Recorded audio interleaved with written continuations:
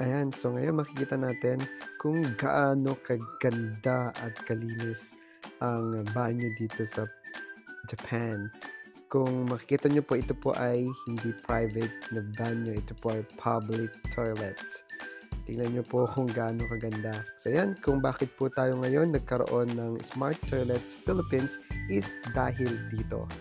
Since po ako'y napunta ng Japan, sabi ko nung unang gamit ko pa lang dito, gusto ko na magkaroon ng ganito sa Philippines na hindi na kailangan gumamit ng tabo or bidet.